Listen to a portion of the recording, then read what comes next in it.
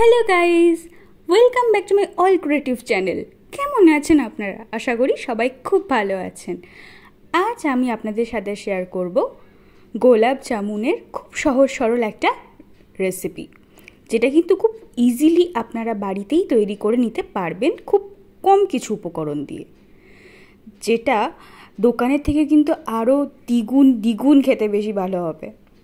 মিষ্টির মধ্যে সেরা এই গোলাপ জামুন রেসিপিটি চলুন আজকে আপনাদের সাথে শেয়ার করে নিই। তাহলে আর দেরি না করে চলুন শুরু করি আজকের ভিডিও।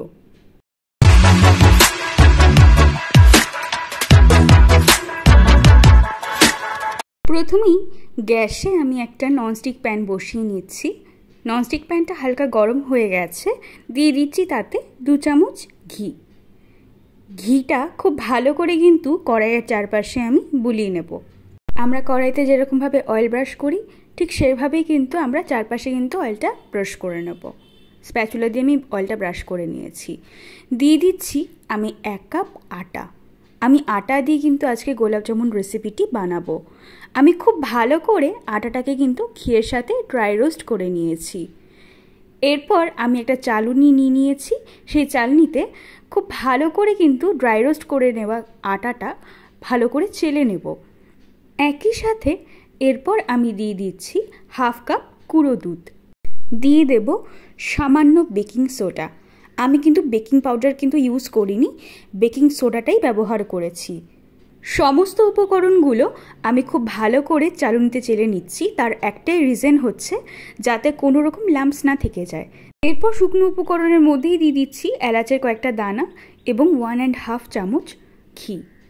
সমস্ত কিছু খুব ভালো করে কিন্তু আমি ঘিয়ের সাথে ময়ম দিয়ে নেব। ঘিটা যাতে প্রত্যেকটা জিনিসের সাথে খুব ভালো করে মিশে যায় তার জন্য কিন্তু 2 হাত দিয়ে এইভাবে কিন্তু ঘষে ঘষে নিতে হবে। খুব ভালো করে কিন্তু আমি সমস্ত শুকনো উপকরণগুলো ঘিয়ের সাথে মিশিয়ে নিয়েছি এবং দেখেছেন তো খুব সুন্দর করে কিন্তু আমি ময়মটা দিয়ে নিয়েছি। মিষ্টির জন্য এরপর যে আমি ডোটা বানাবো সেটা কিন্তু এরপর আমি দুধ দিয়েই বানাবো, তাই অল্প অল্প করে আমি কিন্তু দুধ এখানে দিতে শুরু করেছি এবং খুব সুন্দর একটা ডো আমি বানিয়ে নেব। ডোটা কিন্তু একেবারেই শক্ত হবে না, বেশ নরম করে কিন্তু ডোটাকে মাখিয়ে নিতে হবে। ডোটা খুব ভালো করে মাখানো হয়ে গেছে। এরপর আমি 20 মিনিটের জন্য রেস্টে রেখে দেব।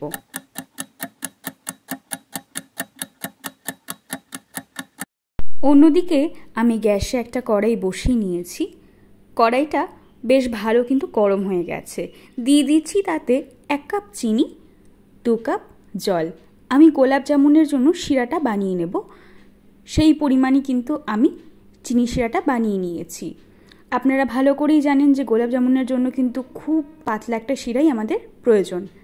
এরপর দিয়ে দিচ্ছি স্বাদের জন্য এলাচ। খুব ভালো করে চিনিটা গলার জন্য ওয়েট করছি। এই দেখুন চিনিটা আস্তে আস্তে বেশ ভালো রকমভাবে গলতে শুরু করে দিয়েছে। এই পর্যায়ে কিন্তু দিয়ে দিয়েছি আমি পাতিলেবুর রস, যাতে চিনিটা ক্রিস্টালাইজ না হয়ে যায়। চিনির রসটা কিন্তু ঠিক এইরকমই কিন্তু হালকা চটচটে হতে হবে, ঠিক আছে? ঠিক রসগোল্লায় আমরা যেরকম রসটা আমরা দেখতে পাই ঠিক সেরকমই রস কিন্তু আমাদের হয়েছে। যেহেতু এটা গোলাপ জামুন মিষ্টি তার জন্য দিয়ে দিচ্ছি সামান্য গোলাপ জল। এরপর ঢাকা দিয়ে আমি রেখে দেবো রসটা।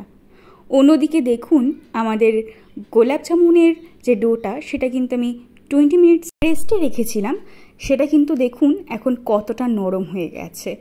আমি আরও একটুখানি ভালো করে হাত দিয়ে ডলে নিয়েছি। তারপর এইরকমভাবে ছোট্ট ছোট্ট করে যেরকম গোলাপ জামুনের আপনারা সাইজ পছন্দ করবেন ঠিক সেরকমই কিন্তু আমি লেচি কেটে নিয়ে গোলাপ জামুনগুলো বানিয়ে নিয়েছি। আমার টোটাল 8খানা গোলাপ জামুনের বল হয়েছে। এরপর আমি কড়াইতে পরিমাণ মতো সাদা তেল দিয়ে নিয়েছি গোলাপ জামুনগুলো ভেজে নেওয়ার জন্য।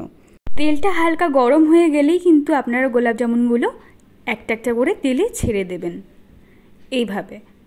তারপর এইভাবে গোলাপ জামুনগুলোকে কিন্তু দেওয়ার সাথে সাথেই কিন্তু নাড়ানো যাবে না, তাহলে কিন্তু গোলাপ জামুনগুলো ভেঙে যেতে পারে। অল্প অল্প করে তেলটা এভাবে দিয়ে দিতে হবে গোলাপ জামুনের ওপরে। আপনা দিয়ে কিন্তু ভাজা হতে থাকবে এবং অবশ্যই লো আঁচেই কিন্তু গোলাপ জামুনগুলো ভেজে নিতে হবে। হাই ফ্লেমে দিলেই কিন্তু খুব তাড়াতাড়ি ভেঙে যাওয়ার সম্ভাবনা থাকবে। এইবার গোলাপ জামুনগুলো ভাজা হওয়ার সাথে সাথেই কিন্তু আমাদেরকে রসের মধ্যে দিয়ে দিতে হবে। আস্তে আস্তে চিনি শিরাটা ফুটতে শুরু করেছে দেখুন, এবং গোলাপ জামুনগুলো বেশ 5 থেকে 10 মিনিট আপনাদের হাই ফ্লেমে ভালো করে ফুটিয়ে নিতে হবে, তাহলেই কিন্তু আমাদের গোলাপ জামুন একদম রেডি হয়ে যাবে। এরপর অবশ্যই কিন্তু 4 ঘন্টা আপনাদের কিন্তু গ্যাস অফ করে ঢাকনা দিয়ে রেখে দিতে হবে, তাহলে আমাদের গোলাপ জামুন কিন্তু একদম পারফেক্টলি রেডি হয়ে যাবে। দেখুন আমাদের গোলাপ জামুন একদম পারফেক্টলি রেডি হয়ে গেছে। দেখে মনে হচ্ছে এটা বাড়ির তৈরি, কিন্তু সত্যি বলতে এটা কিন্তু বাড়িরই তৈরি। তাহলে কেমন লাগলো আজকের ভিডিওটা জানাতে কিন্তু একদম ভুলবেন না। Thanks for watching.